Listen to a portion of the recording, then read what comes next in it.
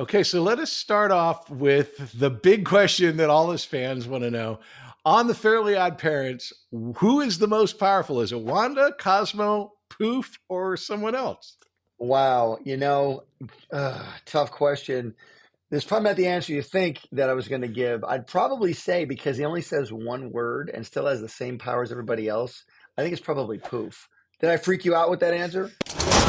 From the heart of Hollywood, it's the Patrick Labyorteaux Show with Patrick Labyorteaux. It's the Patrick Labyorteaux Show. Patrick Labyorteaux. He's the one you gotta know. Tonight's episode, Butch Hartman. Patrick Labyorteaux Show. He's the one you gotta know. We made a ton of jokes about that back in the day where Poof is a little round circle and he's the fairy baby.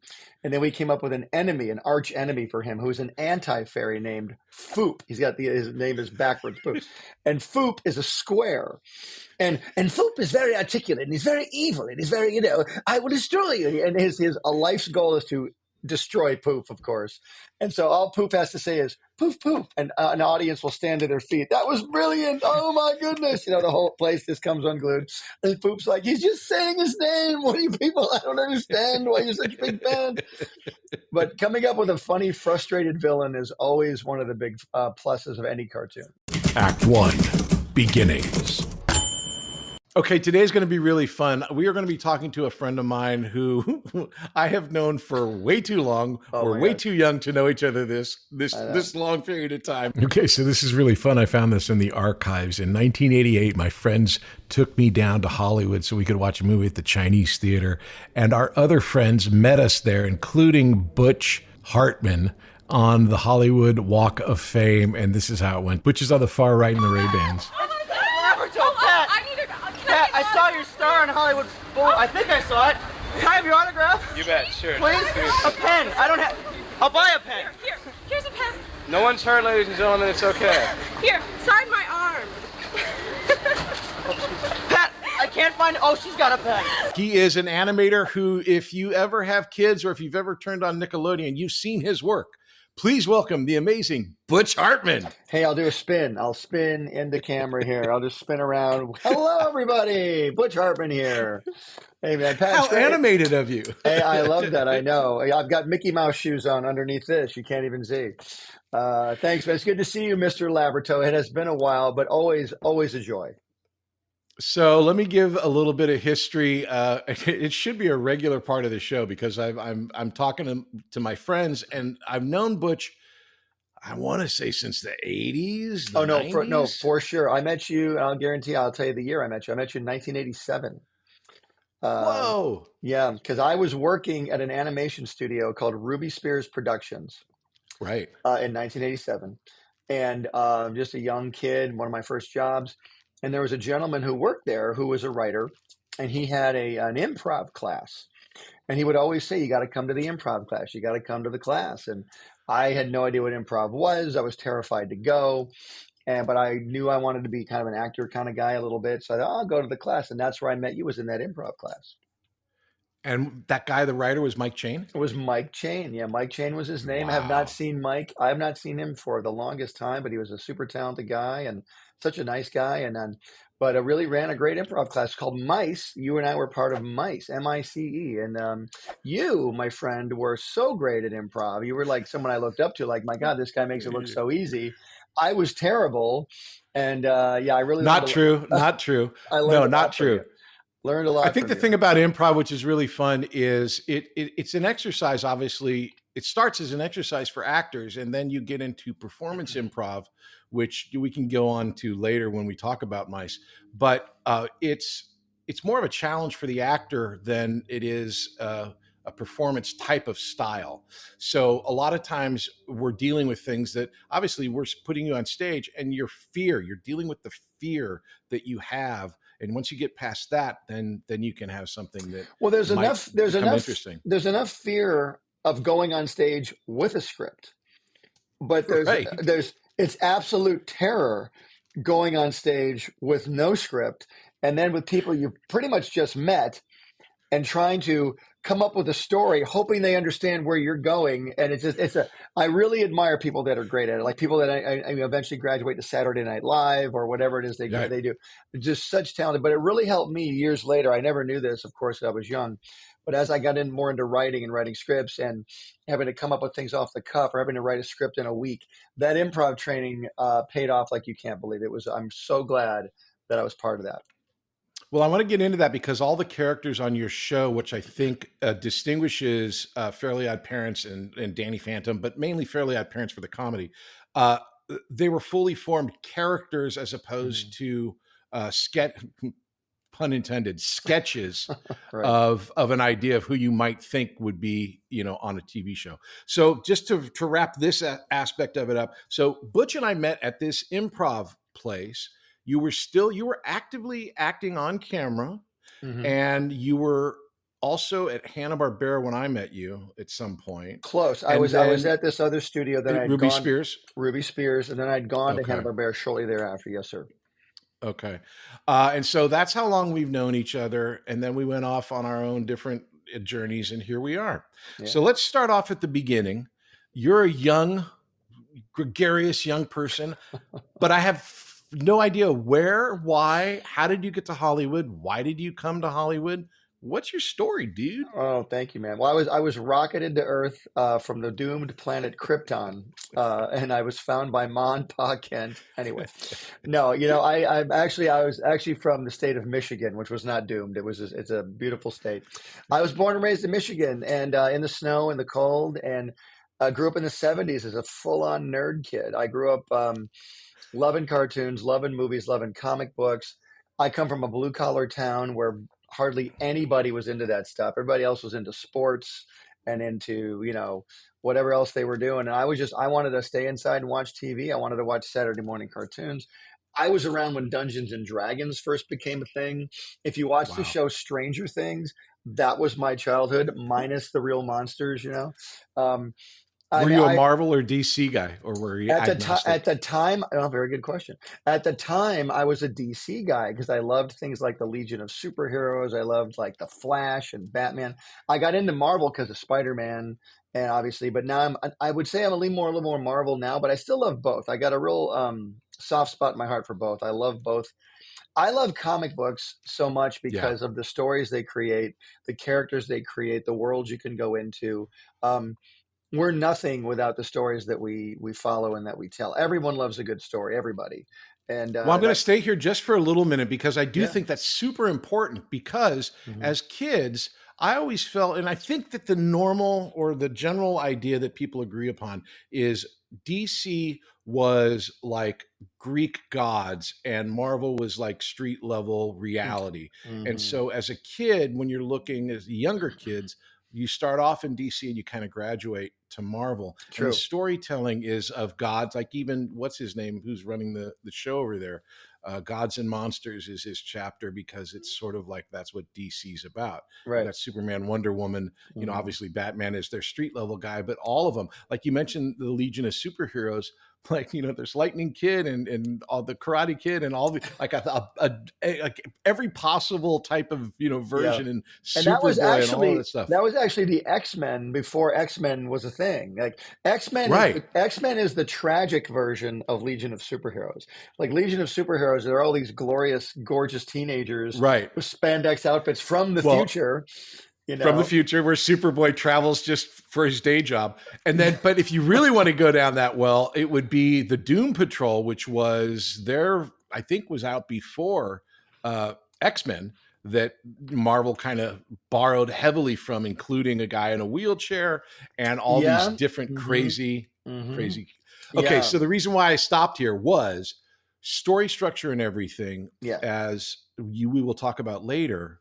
Because everyone thinks that as an animator, that all you do is draw, but every line in a drawing is to tell a story. Like looking at Danny Phantom behind you, it's super dynamic, but you can tell he's a hero on a dramatic mission by the way his eyebrows are, the way his fist is drawn. You're telling stories with art, and so your storytelling started very early with the comic book. So you're in Michigan. In Michigan. And And so, how do you get from there to Hollywood? And don't Read, say airplane. I won't say that. No problem. Well, I real brief. I was grew up loving cartoons, obviously comic books, whatever. And then I ended up finding those little pockets of nerd friends that we all find in our life. And a couple of these guys went to a different school than I went to. They both went to different schools. I was a sophomore. I met a friend who was a junior and another friend who was a senior. And the guy who was a senior was this guy in Michigan like me, but he was a little older than me, but he was an amazing artist. He was incredible, like Disney level at that age. He was 18, but he was a Disney level artist. And he had an animation studio in his basement of his house. And I would go over there, we'd go hang out, and I would just look at all of his stuff. And I got super inspired to do what he was doing because that's what I wanted to do. But I didn't even know how to do it or even how I would go about it. I just loved drawing. My parents were big, supporters, but how's this kid going to make a living drawing, all that stuff. So my friend, the older one, he found a school in California called Cal Arts, which is the California Institute of the Arts, which was founded by Walt Disney. And so this is back way before the internet. So we had pamphlets. He goes, I'm already going. I'm already registered to go. You need to get your portfolio together if you're going to do this. So for the next 2 years, all through 11th grade and 12th grade, his name was Dan. Wonderful guy. Dan was in school in California, and I would send Dan drawings in the mail with stamps, send him drawings. He would grade them and send them back to me. And I was this kid in high school, like going over these drawings. I'm getting drawing books by old Disney artists. Again, no internet. So you're going to the library, finding these books. I'd go to Seven Old Men. Yeah. Yeah, 9 old men actually. But I would 9 old men. Sorry, that's right. 7 dwarves, 9 old men. Counting us, there's 11 old men now. So, but I would go and I would get these books and I would study all these new books. Like there was one new book called Disney Animation by Frank Thomas and Ollie Johnson that came out back in 1980. A long story short, ended up working on my portfolio. I was at the Detroit Zoo even in the winter, freezing cold, drawing pandas and drawing gorillas and things like that. And then I got accepted into the school. I graduated school in June of 83, and I got accepted at Cal Arts, and I was in California by September of 83. I had no idea, or maybe I forgot that you were at Cal Arts. Cal Arts, for those who don't know, you've explained it, but it's like the preeminent animation place. If you drop a Pixar movie, like 90% of the people went to Cal Arts. Certainly the people that wrote and directed. And everybody I went to school with, pretty much. I probably went to school with maybe 40 or 50 people in different grades. I became a freshman in college in the different levels of, but pretty much everybody running the industry now went to school with me in the early to mid 80s. Wow. So I know I don't say this to name drop, but I mean, I know a ton of people at Pixar. I know a ton of people at Disney, and we all came out of that school. Yeah, of course, there's others who didn't, but I mean, but I mean, literally, isn't there? What's the number? A35 or A? There's one art class. Yeah, A113. Explain that because I don't know it, but I know enough about it to get in trouble. At Cal Arts, in the animation, and the floor where the animation classes were, there was one classroom. I think it was the life drawing classroom or the design classroom, and the classroom's number was A113. And so that's why it's kind of an inside joke to all Cal Arts people. Oh, A113, and there it is. So I think that's in every Pixar movie. I think that. That number, it's like John Ratzenberger and A113 are in every movie. Exactly. And this was also Cal Arts is up in Santa Clarita, Valencia. And it was a place where Valencia. California. Yeah, exactly. Yeah. And it's right off the 5, and it was built there at a time when there was really nothing there except a truck stop, except the school. Yeah, and the school. Yeah, when I got up there, right off McBean Parkway, when I got up there, it was basically the school and a bunch of sheep farmers, and there were a couple little 1980s Karate Kid neighborhoods around there, and that was about it. Which, funnily enough, we shot Three Ninjas in that one of those Karate Kid neighborhoods, and we shot Jag in a warehouse about up 1 mile off of Magic Mountain Parkway. Yeah. But you were probably there when Tips was still there, the big margarita place. Tips was there, and that was this giant, like a truck stop / restaurant. And in fact, speaking of Magic Mountain, between my freshman and sophomore year of Cal Arts, I stayed at school. You could actually rent a dorm room, like an apartment, and stay there. So I stayed there. I didn't want to go back to Michigan. I wanted to stay in California for the summer, right? So I stayed there, and I got a job at Magic Mountain drawing caricatures of people. That was one of my first jobs. I'd make like How 500. cool. I'd make like $500 a week doing people. I'm talking like, hey, what's your name? Patrick. Come on up, Patrick. Turn that way and face that way. So you'd face that way, and I would draw you. And I'd draw you riding a shark or something, fishing, I did pretty well. And but I would ride my 10-speed bike from Cal Arts to Magic Mountain and get there. That's how I got there. It was a magical place. I had a girlfriend that went to Cal Arts, and so I know those dorm rooms, and they are decked out with everything. You had concrete walls, concrete floors. They gave you a window and a door. It was pretty luxurious. Swag, dude. I'm talking like and that carpeting was at least 25 years old. That carpeting. Yeah, I don't know who was president when they put the carpeting in, but you know what though? Those experiences, though, I look back on them. I actually learned more. We had some great instructors, old Disney folks that would come in and give us instructions. We had teachers, but I learned more by being with the other students than I did from anybody else. I often talk about this when I teach anyone who's trying to get to their vision. I always say, look, you need to immerse yourself in what you want to do. If you want to play baseball, you hang out with baseball players. If you want to play piano, you go hang out with piano players. You don't go hang out. You need to be immersed in what you do because you're going to be thinking about it constantly, talking about it constantly, and you're going to be gearing yourself toward that goal. And so I had no idea at the time that's what I was doing, but I look back on it now and I go like, man, God really had his hand in my life back then, because even though I didn't know what I was doing, I was really working toward my goal ultimately of being not just an artist, like you said earlier. People think when you're an animator or doing animation, all you do is draw. That's a key component of it. But if you're not telling a good story, no one's going to care about what you're drawing at all. Exactly. And I have I've learned so much just by doing the small number of shows I've done here. When I talk to people, like you say, God had a hand in your life, or, it's like you're giving respect to the opportunities that are placed in front of you in life. But you were the one at the zoo. You were the one sending in the pictures. You were the one drawing. You were the one putting in all the work. And all these people that I get a chance to talk to, like, I'll drop the name Carol Burnett. It's like she put in all the work. It's like she's Carol Burnett. She's got the talent. Come on. But you got to put in the work behind it. It just doesn't appear 100%. Out of nowhere. No, it's true. What you're saying is absolutely. Yeah, I didn't interrupt. Sorry, but that's another principle we need to understand. There's a phrase in the Bible called seed time and harvest. You plant the seed, you give it time, and then something will grow. A lot of us want the harvest, and we forget about the planting and the time part. I want the cake on the Betty Crocker box. I want that cake. I want to make that. It's like, well, you got to break the eggs. You're going to screw up the first version of the cake 100 times until that cake comes out. Trust me. So, everyone gets frustrated and they want to quit. And I get it, man. Everybody wants to quit. Nobody wants to.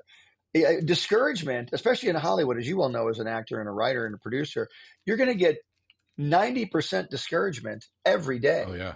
Yeah, that 10% of success, and it really is 10% success, comes with 90% discouragement every time. The thing is, you've got to look at the rewards as being greater than the discouragement, because the discouragement is just another opportunity to succeed. That's all it is.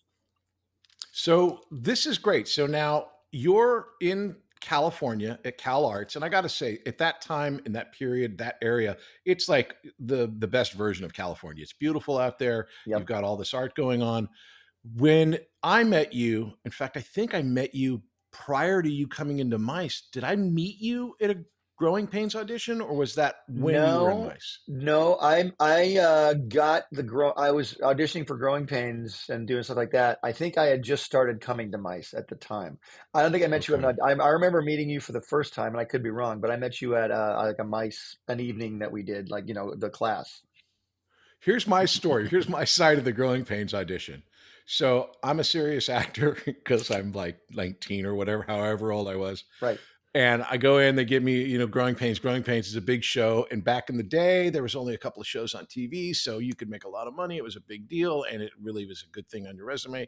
And I'm in there, and this kid walks up to me, and he's like, "Man, I really think you're amazing," and like super, super, like, complimentary and not throwing me off my game, just a really nice guy. And I'm like, "Well, wow, good luck, kid," in my head. And then that kid booked the job, and that kid was you. And I was like, son of a gun. He booked the job, and he was still nice. That was me. That was you. You were like, "Oh, you're so funny." And I'm like, I remember being like, usually in an audition, you don't talk to the other people because you're in your own head, but you were like all super cool and super nice about it. But again, because I'm petty, when it came on and I found out that you got the job, I'm like, "Oh yeah, the nice guy got it." So you're at Cal Arts. Yeah. Obviously you're heavy into animation. Yep. How did the acting aspect come into it, and how then did it go away? Because you're not. Good question, man. And that's a very good question. That's such a long ago part of my life, but it's so interesting because I was at Cal Arts, and I did a couple of game shows, believe it or not. I auditioned for a couple of game shows back in the 80s because a friend of mine who I was very close to at school was like, "Hey, they're auditioning for this game show. It's called the Match Game Hollywood Squares Hour." And it was where you'd watch Match Game for the first half of the hour, hosted by Gene Rayburn. And then the second half of the hour was Hollywood Squares, was an hour-long game show, because game shows were huge back then. And he goes, "You want to go audition for the heck of it?" We're like, "Okay." Never been to a game show audition. I'm new in Hollywood from Michigan. I've been there 2 months, right? Or a month even. We go down to like Sunset and Wilcox, where the office was, go in there, and I got the game show. I was put on the game show. I'm 18 years old. And I'm a contestant now on the Match Game Hollywood Squares Hour. And I won like $2,600. I was the champ of the episode. And then I got a huge amount of money for a student in Valencia. That's a huge amount of money. Oh, trust me, in the 80s, $2,600. In fact, I paid $2,600 to be on this podcast. So, but That's true. But the next year, I auditioned for another game show called Body Language, which was hosted by Tom Kennedy, and it was a charade show. You had to act out charades with a celebrity guest. And so I became my celebrity guest partner was Ed Begley Jr., and we crushed it. We won the show. And on that episode, I won $17,000. What? I did. I won in 1985. And so I did 2 game shows. And through that process, we do a whole podcast on game shows and the waiting room of a game show. But during the course of that, I started meeting people who were actors and people who were in Hollywood. And I was young with a lot of hair and all that. You should be an actor. And maybe I should explore this a little bit. I've always been I wanted to see what that was about. So I actually met a lady who was a manager of actors, and she got me some auditions, and that's how I started auditioning for parts in Hollywood. I like how you threw in, you had a lot of hair, like that was a prerequisite. And the funny thing you're absolutely right. The hair you had in the 80s, Richard Marx would be jealous. $17,000, does that pay for your college? It certainly pays for life. So what happens to your life at that point? Well, at that point, I got the money, and I was still in school. It's my second year of school. I had to buy a car. I had no car for the first year of school. So I bought myself a used car, and I just lived off that money. I was very I'm the worst interviewer. I can't believe you were at Cal Arts without a car. Again, me being the California kid, it's off the 5. That's fine. Yep. But like you said, you could 10 speed to Magic Mountain or maybe get a margarita at Tips, but that's it. How did you get around? Well, I had friends, and then friends with cars. And then when I started auditioning, a buddy of mine would loan me his car. I got to hand it to this friend of mine. And again, he's a friend that ended up going on to direct some amazing Disney films. Incredible guy. He would loan me his car. And I would drive to these auditions, and he was probably biting his nails. Oh my God, where's Butch going with my car? We'll be back after these messages. Hey there, my name is Patrick Labyorteaux, and I play an actor on TV. And I also have this acting school called Working Actors School. And what we do there is we teach people to act using Zoom. So you can take an acting class with me and with a person in Connecticut, in Florida, and San Diego all at the same time, thanks to the miracle of Zoom. And I'm very excited to announce that we have a brand new class called Adult Weekly Class. Now, what is that? Now, that's a class that'll meet every Wednesday at 5:30 p.m. Pacific, and you come in and you have an hour-long acting class with other students. It's very, very simple, very, very fun. So if you've ever wanted to be an actor or try it or just mess around, these classes are great. So the Adult Weekly Class is going to be every Wednesday at 5:30 Pacific. Now, come and check it out. It's going to be really fun. Go to workingactorschool.com. Check out the website. You can sign up for the class there. If you need any other information, there's a phone number and an email on the website. You can get it there. And we would love to have you come and try. Talk to you soon.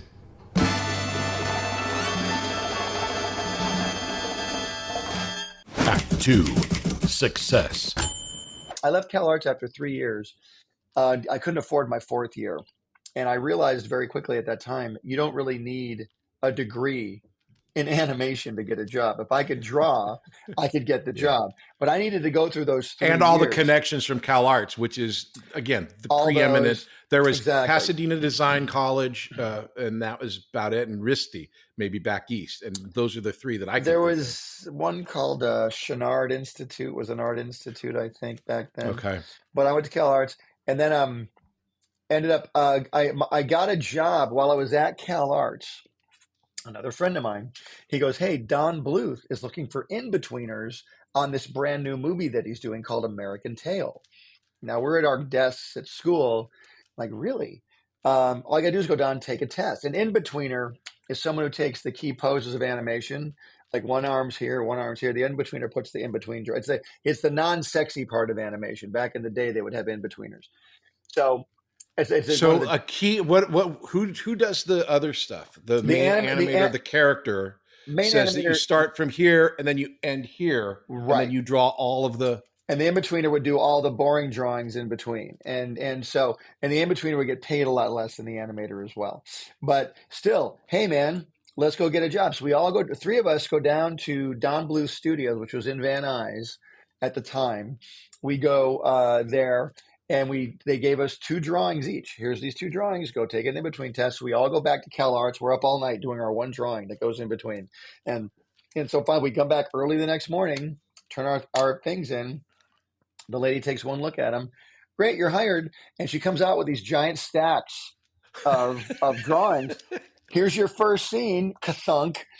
And so then we're like, oh my gosh, we just got our first animation job and we're still in school. So we go back to school, and my first scene ever that I ever professionally animated or worked on was an American Tail. And it's a scene where Fievel the mouse is asleep, and he's going like this. He's just breathing in and out. That's all he's doing. And I got paid like $1,000 to do like 5 drawings in this scene, because they would pay you based on the amount of footage the scene took. Like if it was a 10-second or 40 seconds or 2-minute scene. And so one drawing in a breathing cycle, it's called, I got paid a lot. But my next scene was really short, but it had like 50 characters in it.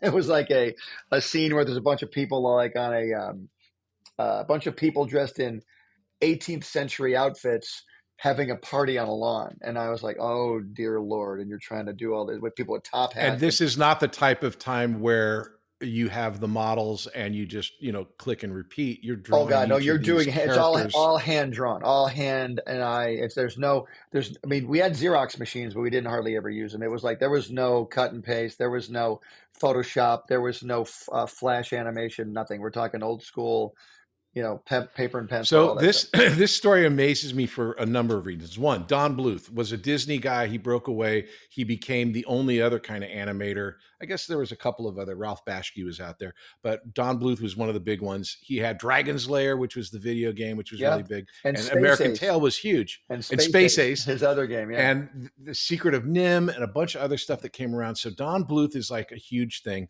The fact that they gave you art to take away from the studio would never happen anymore. I mean, what happens if you spill your coffee or do anything, or someone takes it from Cal Arts? Oh my gosh! It's called budgets. They didn't have a huge office. I take it back to whatever desk you have and make it happen. So I did American Tail for about 3 months. I didn't get any credit on the movie because I didn't do enough footage to make the credits, apparently. They said you got to do like 200 feet of animation. I think I did like 150 feet or something. So I never got credit on screen, but that was my first job. I was on American Tail. Do you ever end up seeing it on cable and waiting for that moment? Oh, all the time. And I've even at the comic conventions I do now, I see Don all the time. And he didn't remember me at the time because I only saw him for like 5 minutes that first time. But I always remind him, hey, we were my first employer. I worked for you. He's like, oh, great. He's the nicest guy in the world. And in fact, I have a drawing he did for me over here in my office. But sweetest guy in the world. And so we talk a little bit. And but what a great guy. And what a great experience for a kid from Michigan.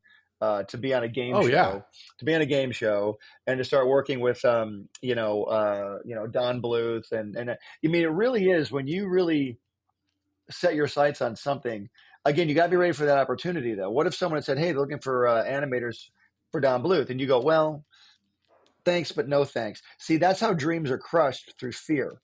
And I'm always trying to encourage people not to have any fear. Like, well, I'm afraid. Well, look, everybody's afraid, but the ones who succeed are the ones who face the fear and get over it. Like you look at Elon Musk, that guy gets attacked horribly every day, but he's still doing what he loves to do and does what he wants to do. He succeeded somehow, even though certain people don't like him or some people love him, whatever. But, as an artist, I tell people all the time, there's a day that's going to come. You've got to hang your art on the wall like this. You got to hang it up. Yeah.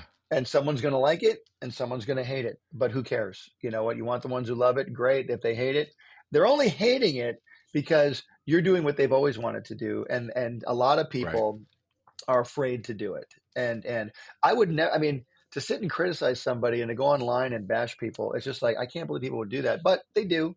And you just have to put up with it, Well, what's interesting in a creative world is you're guaranteed that people are not going to like it and guaranteed that people are going to love it because we all have different likes and dislikes. Yep. It's the people that go that extra mile to make you feel bad about something that just adds weird energy. So we won't deal with them.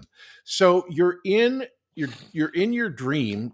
You're going out for on-camera auditions. What was it? And now we're at Mice, and Mice it was Mike's improv comedy experiment is what he called it. And we would go to these small theaters. We performed in the back of a deli to like 4 drunk people.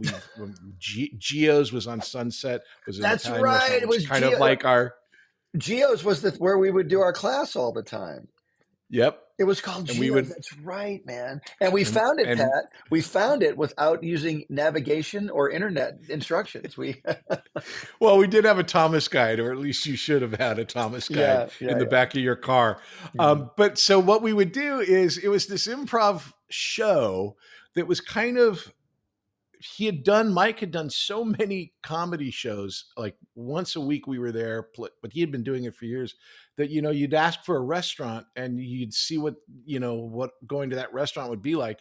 We'd done so many that we basically had written scenes that we would then perform based on comedy jokes that had worked. It was improv, but it wasn't improv, but the classes were real improv.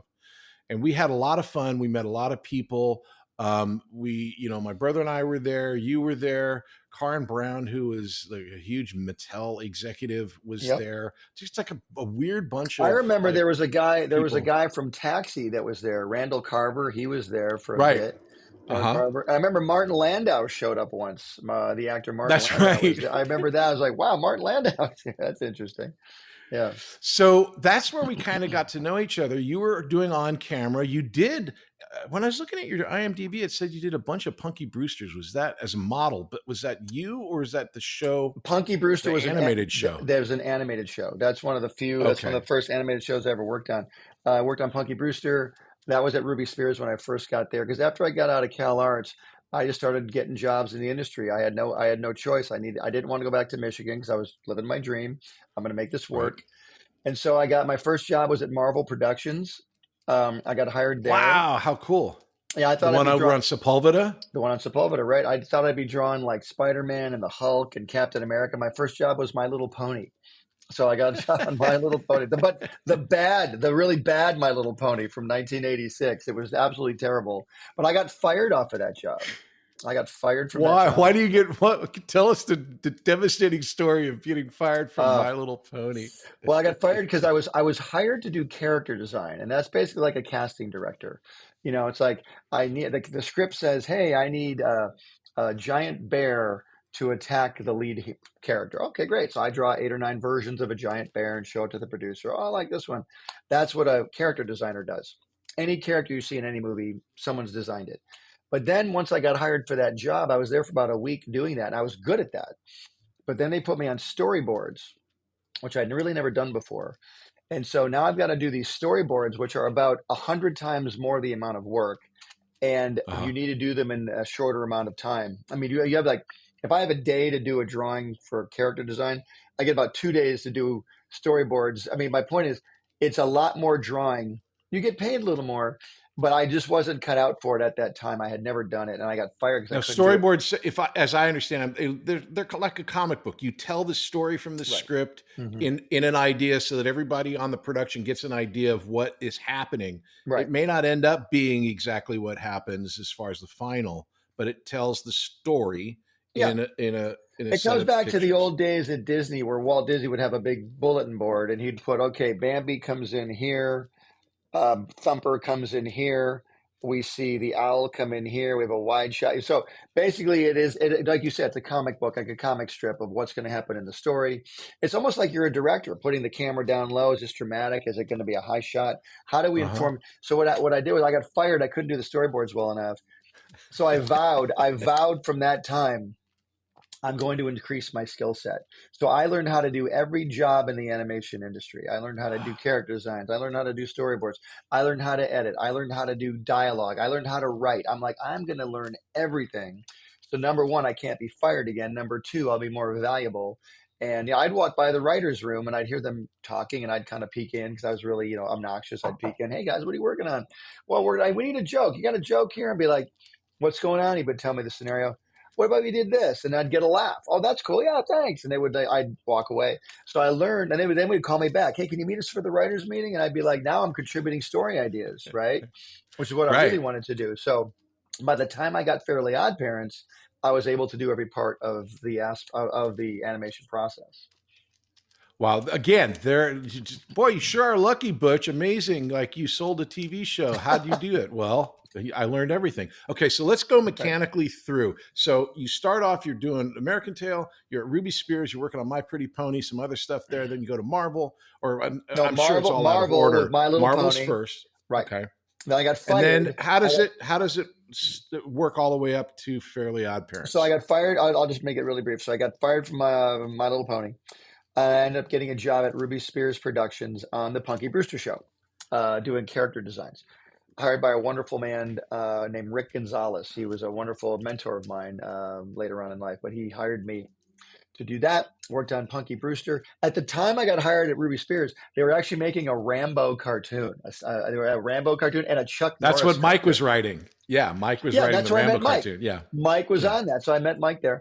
And then I worked on that stuff. And then Ruby Spears, I started doing development because Joe Ruby was always pitching ideas to the studios. And he used to work at Hanna-Barbera and he created Scooby-Doo for Hanna-Barbera. Yeah, Joe Ruby did. Wow. So, and Hanna-Barbera was right down the street. So I'm like down the street from Hanna-Barbera. And so Joe would always say, hey man, can you come help me develop some development artwork? I need some drawings here. And it was funny. Joe was the sweetest guy, but every idea he had was it'll be because Scooby-Doo was a dog that solved mysteries. So every show Joe pitched added a dog that solved mysteries, no matter what it was. It's a show about dolphins and a dog that solves mysteries. It's a right show, what you know. It's a show about outer space and a dog that solves mysteries. It was so funny, man. So, but Joe is the sweetest I'm guy. gonna stop you on this road because again, I know just enough to be in trouble. I saw something on the interwebs where they were explaining, and you can do a much better job, that in Scooby-Doo and in a majority of the Hanna-Barbera stuff, because they were supplying so much animation for so cheap, that's why there were so Saturday morning cartoons, that almost every character had a collar or something so that you could only had to draw the face. That was Could you called explain that? Yeah, absolutely. That's called limited animation. If you look back, real quick, most animation, the early animation in the 30s, Walt Disney stuff, Mickey Mouse stuff, Tom and Jerry stuff, were all made for the movie theaters. They were big, full animated cartoons because there was no television. So you'd go to the movie theater and they do these cartoons for the movies, which is why when television rolled around in the 50s, all of these cartoons that were done for the theater were now put on TV, right? Like Bugs Bunny, all the Warner Brothers stuff was all done for movie theater. But now they're running out of stuff to put on TV. How can we keep generating cartoons for TV? We have to do it a lot cheaper and faster, which is where the limited animation came in. So they'd have a collar on a character. So all they got to draw is his head as opposed to his whole body. Fred Flintstone has a 5 o'clock shadow around his face. So all they have to do is move his mouth while he talks. Barney Rubble too, so that's why they would do those limited things like that. But it was pretty genius. And they were able to churn out content. Now we talk about content today, but they could turn out content back then a lot quicker. Yeah, and I remember even as a kid recognizing, I think you called it a sequence, the walk sequence for the Scooby Gang. They would the just walk flip cycle. It was called going- a cycle. The cycle, yeah. Because that's a cycle. Real quick. A cycle is when the last drawing hooks up to the first drawing. So I'm taking a step, and then there's my first step, and my second step hooks up back to this drawing, and I can just repeat that over and over. Fred Flintstone runs by the same lamp couch and the same chair all the time, that kind of stuff. I love learning all of this stuff from the dude who literally was drawing it. So, okay, continue on. I keep interrupting, but I want to know the steps, because at that time there was a lot of animation happening. Oh yeah, but yeah, absolutely. I mean, it was all done by humans. Well, it was. So anyway, real quick, I end up at Hanna-Barbera. I met Ruby Spears. Then I went over to Hanna-Barbera for a while. And I was there. And while I was at Hanna-Barbera, Cartoon Network bought it. Now we're in the early 90s, about 1993.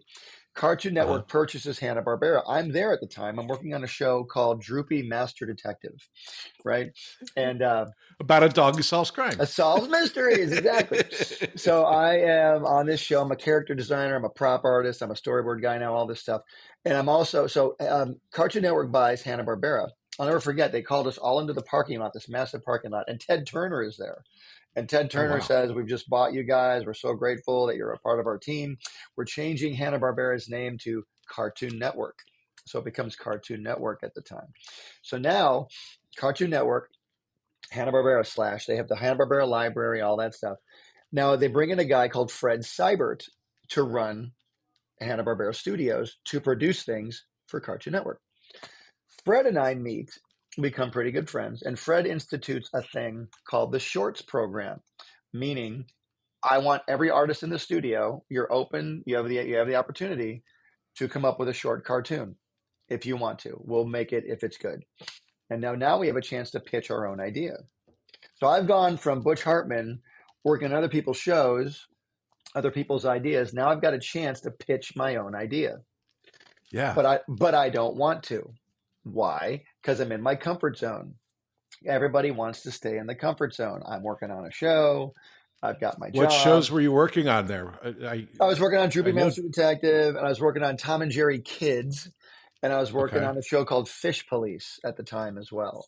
That had just come out. I didn't really work much on that. So anyway, a lot of us start pitching ideas. I go, you know what? I'm going to try this. So I start pitching ideas. None of my ideas make it, but a few of the ideas that do make it are Dexter's Laboratory. That's one. Powerpuff Girls is another one. And Johnny Bravo is another one. So I start working on Dexter, and I start working on Johnny Bravo. Wait, I just had a small little seizure. These are shows that were pitched, but not your shows, but pitched through the program. Through the program. So these guys are the show. A couple of my shorts that I pitched didn't get picked up to be made anymore. I did get to make some shorts, some short cartoons, but they didn't get made into series. The ones I just mentioned got turned into series. right? So Great. now I'm working on these. Now I get to be a director. I get to be a writer. I get to be a storyboard guy, and I become a director as well, like I said. And then there's a guy who comes in. Okay, I'm so sorry. This is just the guy that doesn't know your business. Got it. When you say writer, I understand. You're Right. telling the story. Right. When you're a director of an animated show, Right. what do you do?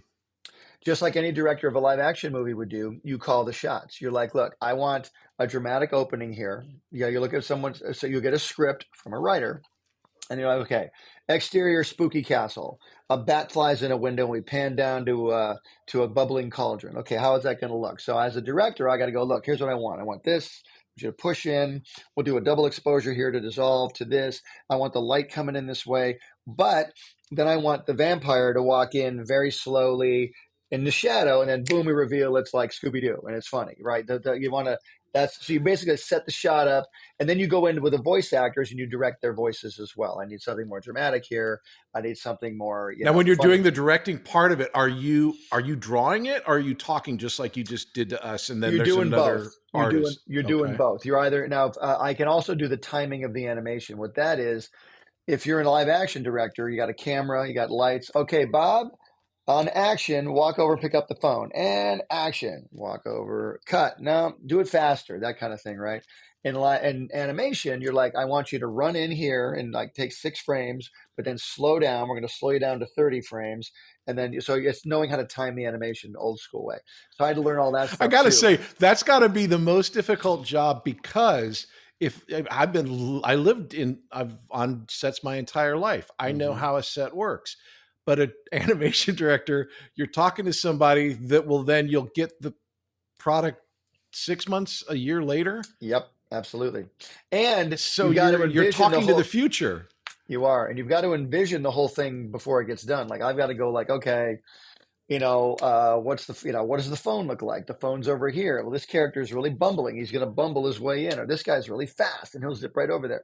So you have to know who your characters are. You have to know the time of, and by the way, it's all timing like it's a story. You've only got, and I got to make sure that my timing fits in my episode length. The episode's only 22 minutes long. I can't go longer than that. And by the way, if a character is talking, that eats up footage. So you need to have action happen during the talking, and then there's a space between the next character's line. So you have that empty space. Anyway, it's a lot of. I describe to my acting students that the entertainment is a bunch of different filters, and you have different filters filtering through it. So as a director of animation, are you filtering the character design that we talked about earlier? Yep. Or is that the producer? Or someone gives you 8 pictures of phones and you go, that phone, this scene. The director has a very, very huge hand in everything.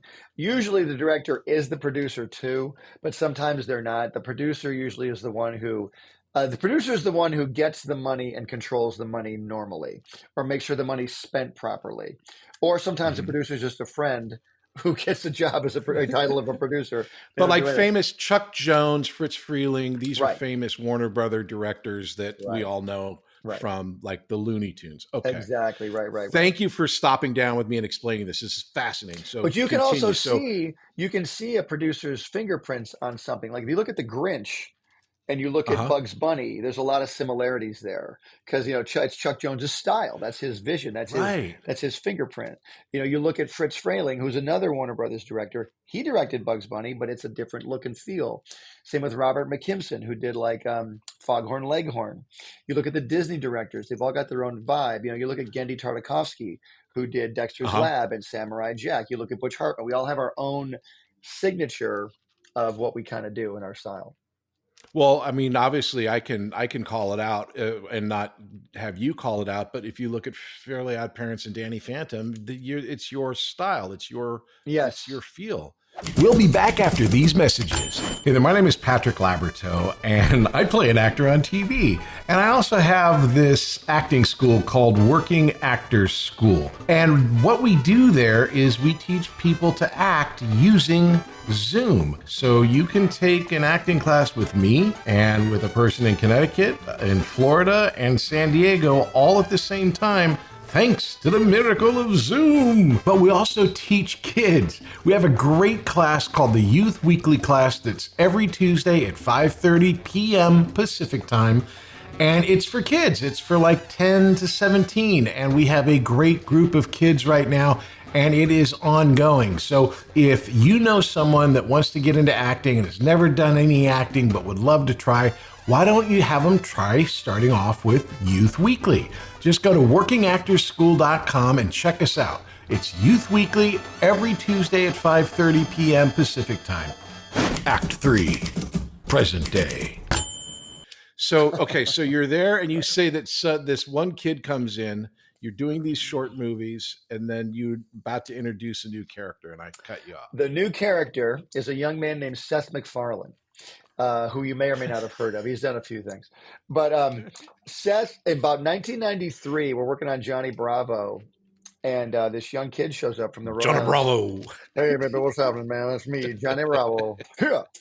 So the great Jeff Bennett doing that voice. So Seth shows up. He's this young kid out of Rhode Island School of Design. He's got no money, but just learning the ropes. And he's one of the funniest freaking guys I ever met in my life. Hysterically funny. And so Seth and I become kind of really good pals, and we start writing Johnny Bravo episodes together. And one of my favorite ones we ever wrote was Johnny Bravo meets Adam West. And it's a really funny episode. So we wrote that. So you've had a love of Adam West for a lot longer than when we saw him later on. Oh my gosh, yeah. And so anyway, Seth and I are just really good pals. And then we both kind of went our separate ways because I ended up selling Fairly OddParents to Nickelodeon, and he ended up selling Family Guy to Fox. And we both kind of went, in our different separate directions. We've always kept in touch. I've been talking to him for quite a while. We just got back in touch recently.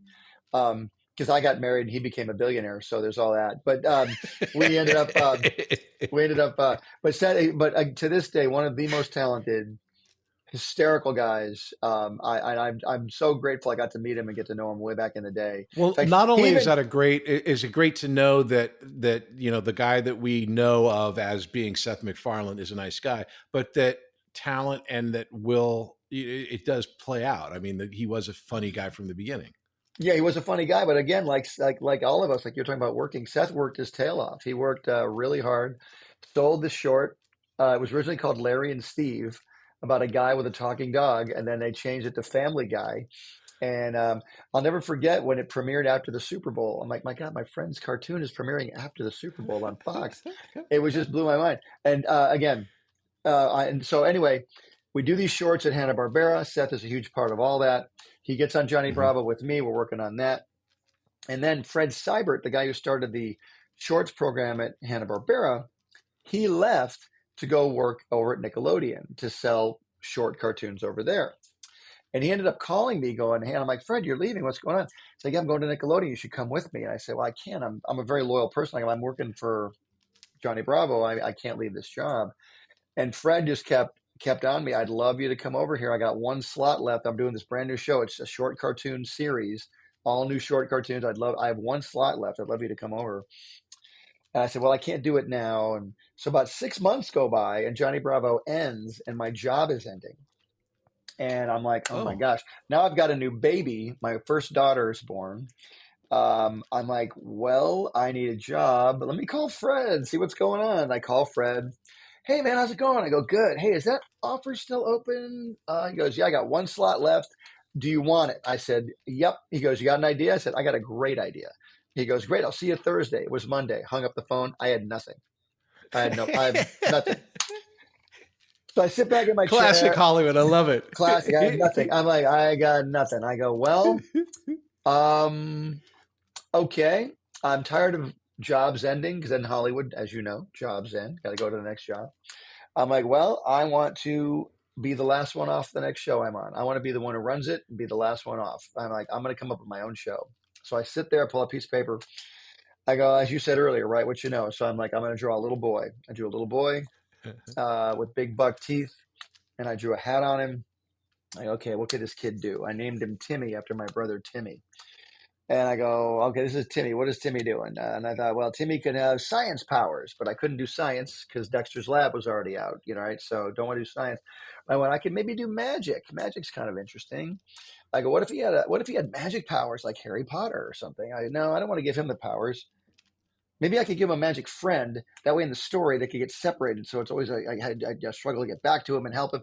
That's cool. I'll give him a magic friend. So I thought of a magic fairy godmother, like a Cinderella kind of thing, a boy version of Cinderella.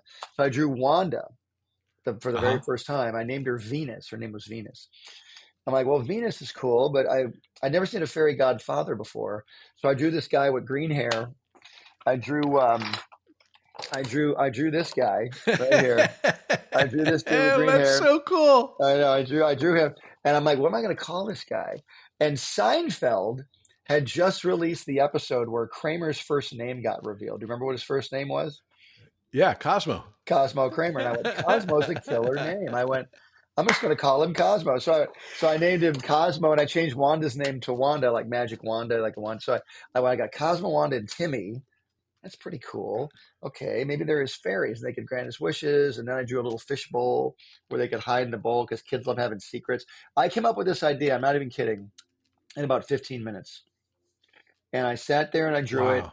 And I went, I'm just going to go with this. And I started writing a script. Up to that time, I'd never really written a script on my own. I'd written a couple, but I was like, I'd always had a partner writing and stuff. I'm going to write this freaking script on my own. So I wrote a story by myself. And on Thursday, I went over to Nickelodeon, and they hadn't had the new Nickelodeon building built yet in Burbank. It was almost done. I went to this really ugly building they were renting in North Hollywood. And so I went over there. I pitched it to Fred. He loved it. And he goes, yeah, okay, let's make it. And so I left Hanna-Barbera, and I went over to Nickelodeon, and that's kind of how it all started. What an amazing, truly wonderful story, because it has everything. Honestly, you worked really hard, even though when and I've experienced this too, and I think creative people understand this.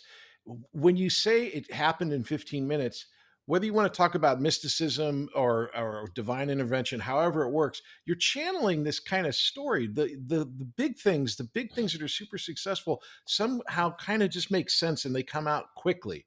And then it's a long process of messing it up or making it better. But the whole idea that for it to come out in 15 minutes, it's because one idea makes sense to go to the other. The South Park guys always say that it's not and then, it's therefore, which I think is a great story idea, which is when something happens, it's not and then they go to the park and then they go to the airport. It's and therefore they go to the park and then it explodes and therefore they have to go to the hospital. Right. How do you one solve thing?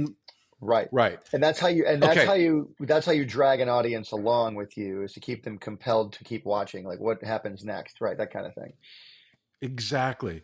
So flash forward a little bit later, I'm friends with Sarah Noonan and a couple other people at Nickelodeon. Oh yeah. Who I end up going to Hollywood, the Halloween party at Nickelodeon.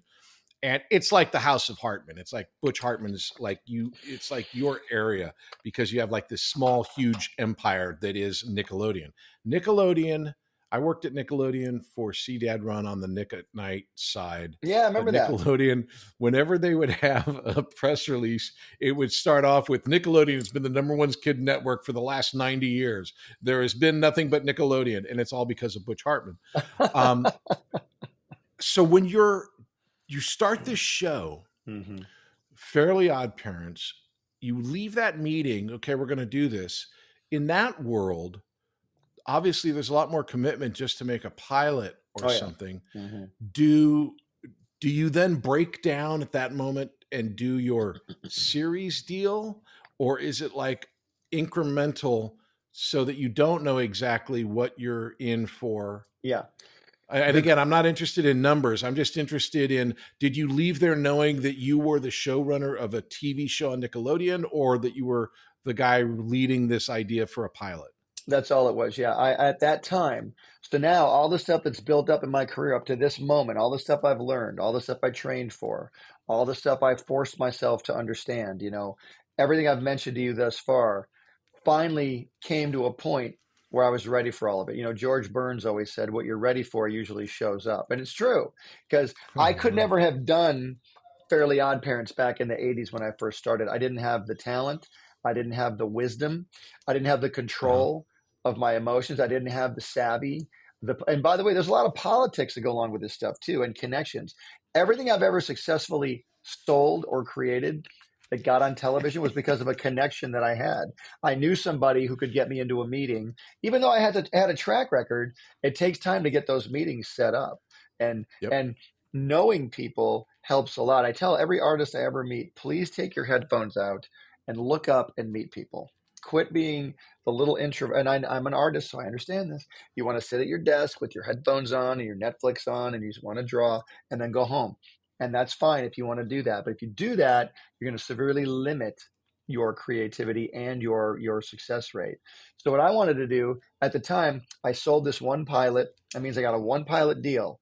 So I got 3 months to make this pilot and then get it done. So in that 3 months, what I did was I had a really cool, now I'm good at storyboarding by this point.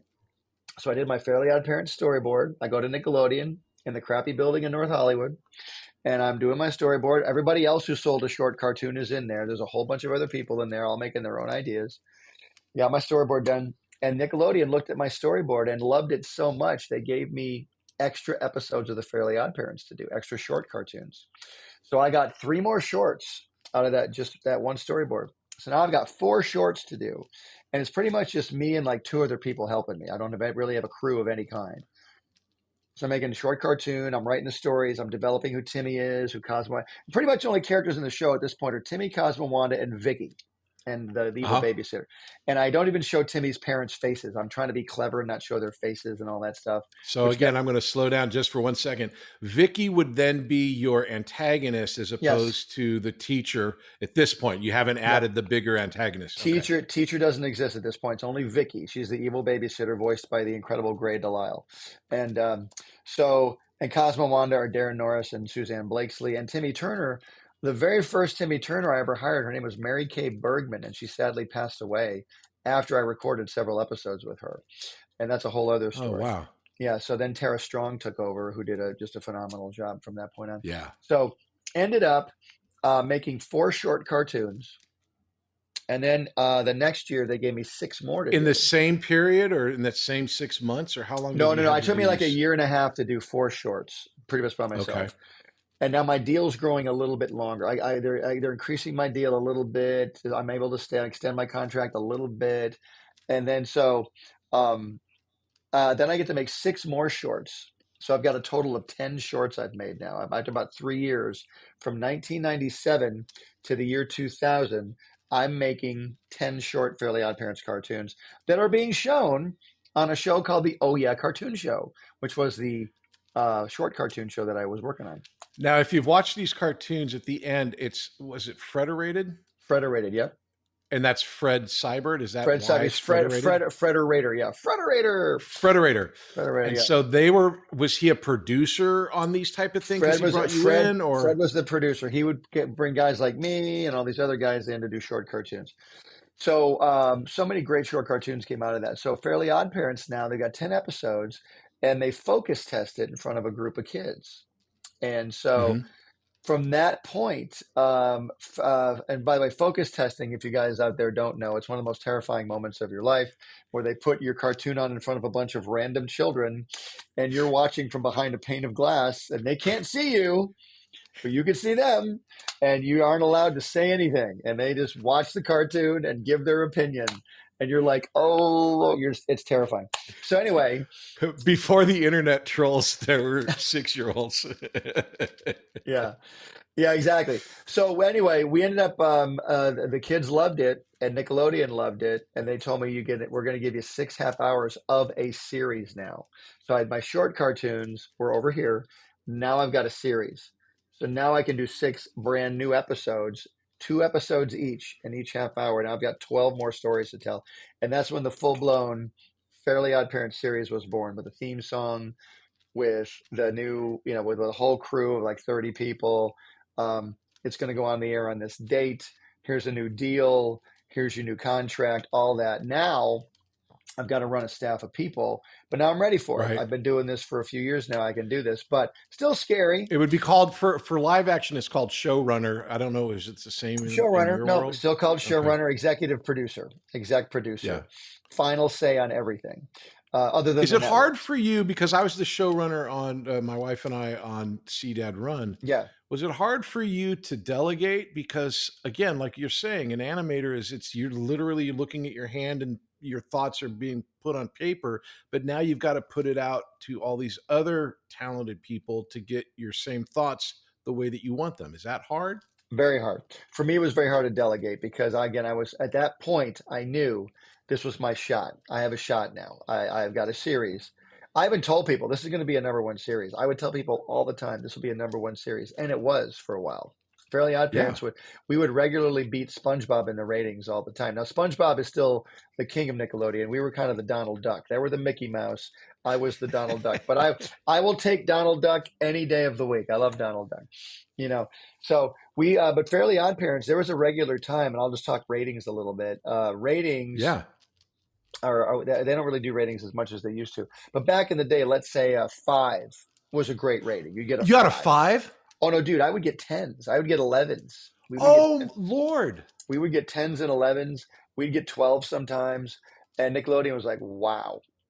That's like 90% of the children watching television. Yeah, is we would watching get. that We show. would get. No, dude, I have photos somewhere of me standing. I wish they were digital, but they're not. They're actual photos. But I of me standing next to a board with a 10 on the board. Anyway, just really, really awesome. They would. The head of Nickelodeon would always send me newspaper. He would rip parts out of the newspaper of the ratings. He'd send them to me, and I framed a couple of them. I have those in frames. But Fairly Odd Parents became a bona fide hit because of the writing, because of the character development, because of the way we would just and you saw all this off the wall stuff I got to do. I really had an amazing crew. You can't do it by yourself. I had some incredible people helping me, great voice actors, performances. It's such an amazing story about how it started. Yeah, I would love to do a part 2 where we can talk about the shows individually between, Well, let's talk about. We can do it. Let's Danny do Phantom. it. Yeah, I'd love to do a part 2 because we got Danny Phantom. I got Tough Puppy. I got Bunsen as a Beast. I got all my new stuff. We could do like several. Because there's episodes. a 10-year period there where you're just churning out excellent television. Yeah.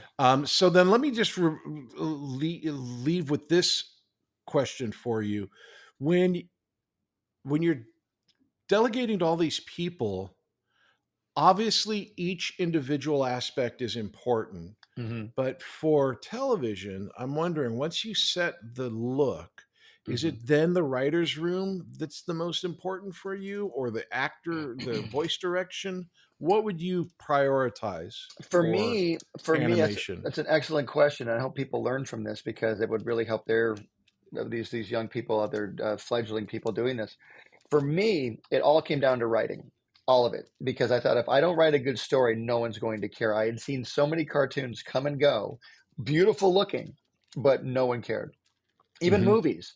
How many bad movies are made every year? There's way more bad movies made than good ones. That's why the good ones stand out, because there's so few good movies, because the writing is so excellent. It's a writing, performance, it all comes together, direction, whatever it is. For every Raiders of the Lost Ark, there's 9 million other terrible adventure movies, right? So it depends, but I wanted to be Raiders of the Lost Ark. I'm not saying I'm Raiders of the Lost Ark, but I was always like, I want to be Raiders. I want to be Star Wars. I want people to love this show that much. I even started with the theme song. I'm like, look, I wrote the theme song.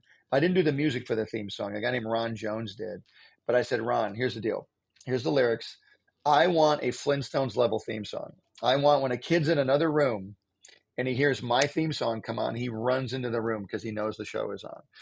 Flintstones, meet the Flintstones. I love your theme song. I could probably sing it to you already, but it tells the story. It sets it up, which is classic, so that you don't need a primer. You just watch the credits and you're into the story. But Timmy is an average kid. Average kid. And that's me writing in my room at 2 a.m. I've got to come up with these lyrics. And then we actually recorded the theme song in a church in Utah. It was a recording studio in Utah. That's a whole story in itself. It was amazing. We had like a 30-piece orchestra recording this theme song. It was amazing. Yeah. So it was incredible. Okay. So yeah, I agree with you. When we were doing the sitcom, it's the writer's room, which is one of the most magical places in the world to me. They bring you food and you try to crack jokes. And but I would live in 2 worlds. I'm an artist too. So I'd be with the artists doing storyboards and character designs. Then I would leap over to the writer's room. And at this point, I was a pretty savvy writer. I'm like, this joke's not going to work. this joke is the timing's not right. I was all about clarity. If the audience doesn't get it, no one's going to laugh. You have to make sure that everybody, and we never wrote down to kids ever. Oh, it's got to be a kid's joke. We would write jokes that would kill us in the room. Now, how do we make it a kid joke? We like, well, we can't do a joke about an IRS thing, but we could do a piggy bank joke. You know what I'm talking about? We can make it relate to a piggy. Right. So that type of thing. But we have so many adult jokes on Fairly OddParents. I have kids coming up to me all the time saying, I was 10 when I saw it. I didn't get it, but now I get that joke. I'm like, good. See, I knew you would get the joke later on in life. Well, and the way that you wrote out your characters and structured your characters to support story, you had Cosmo, who was an idiot. You had Timmy, who was young, and Wanda was smart. But between all of them, no one looked down on anyone, which was a big deal as far as I was concerned. When you're watching as an adult, you want everyone to have kind of like a respect for the other people. But also you could just count on the characters to be consistent, which is really, really fantastic. Right. So we needed to make sure that people, my one mandate was, I don't care if these characters are in a white room with nothing going on. The audience has to want to watch them. They got to be funny characters. I always looked, The Office came out later after we started, but I said, The Office is a perfect example. It takes place in the most boring environment of all time, an office, but the characters are so hilarious. You'll watch them no matter what they do. So that's what I want. Yeah. I want that level of comedy. Well, we're going to move on to the questions now, but stay tuned for another part of this show where we talk just about all the theories and crazy things in the characters in the show. By the way, we'll do a part 2, part 3. I have so much to talk about. I hope the audience finds it interesting. I have so many things I could go into. Oh my God, it's fascinating. Dude, the whole idea of we all love cartoons. We've all watched them, but to find out literally like what an in-betweener does to me, and I've been in business since I'm a zygote. I know, man. Your really, career, really cool. You have an epic career, my friend. We'll be back after these messages. Hey there, my name is Patrick Labyorteaux, and I play an actor on TV. And I also have this acting school called Working Actors School. And what we do there is we teach people to act using Zoom. So you can take an acting class with me and with a person in Connecticut, in Florida, and San Diego all at the same time, thanks to the miracle of Zoom. And besides classes, I also offer a one-on-one session. It's an hour just between you and me working on a particular piece of material, whether it's for an upcoming audition or maybe you're working on something and you need to have that breakthrough moment.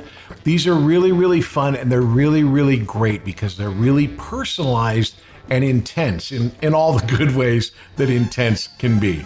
So if you're working on something, if you want to break through, if you want to have a one-on-one session where you're not working with other people, this is the way to do it. All the information is in the classes page on workingactorsschool.com. Act 4, questions.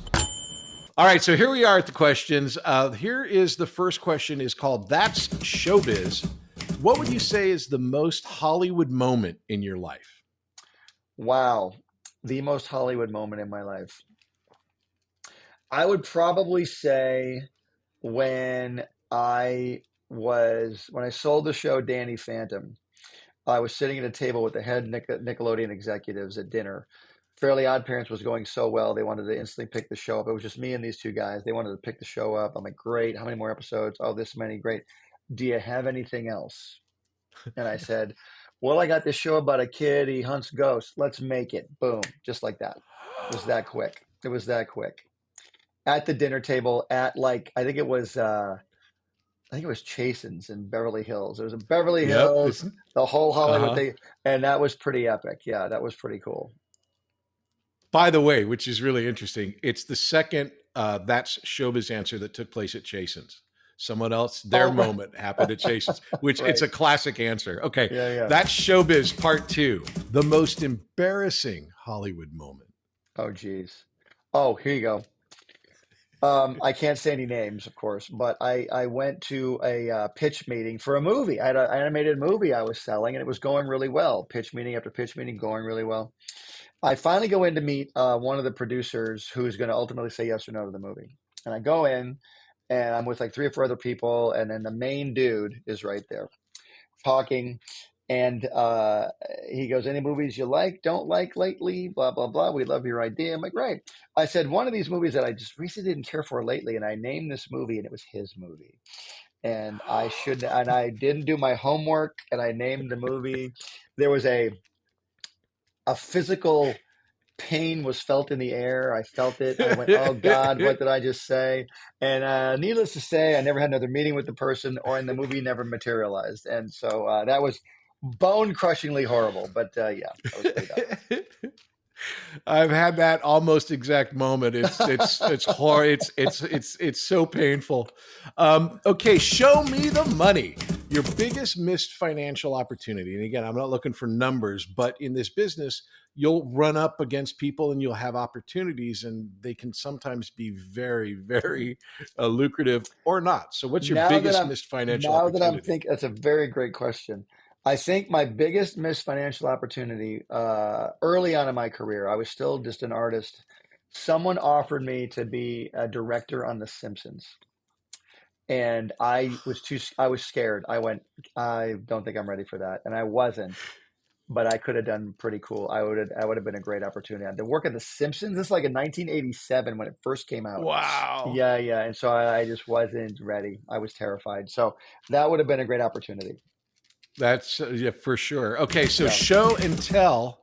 As a teenager, what was your favorite poster on your room, and how'd you get it? Oh, the Farrah Fawcett poster. I was younger than a teenager. The classic Farrah poster from 1977. By all means, was my favorite. And how'd I get it? I think my mom bought it for me or something like that. So yeah. Very progressive mom. Like you up, mom. Well done, Mom. Absolutely. Okay, showdown. What's the best thing you've ever done? And what's the worst thing you've ever done professionally? Oh, professionally. Wow. Yeah. Man, the worst thing I've ever done is the movie Dougal that came out. That's a whole other story. I was hired to fix that movie and make it better by Harvey Weinstein way before all the stuff happened. That's probably the worst professional thing I've ever done. And the best thing I've ever done, man, I would say my professionally now, not counting my wife and children, my relationship with God and Jesus and all that. But I would say my professional career, I'd say my entire Nickelodeon career is probably the best thing I've ever done professionally up to this point. And I know there's some other. If I have to press a little bit more, and this is your favorite, this doesn't have anything to do with any of the people you work with. This is in your heart. Yeah. What's your favorite? Who's your favorite character? Oh man.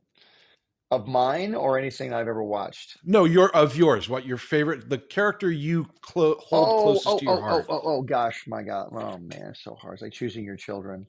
I'd probably, it is. I'd probably say simply because he was the first, and I worked on him the longest. Probably Timmy Turner, probably. And I'm not saying that's a great answer. No, I have so many other characters I love so much. Danny Phantom's another one. I mean, but Timmy started it all, and I had the most fun with him and worked on him the hardest. And now, of course, I have to ask you, who's your favorite child?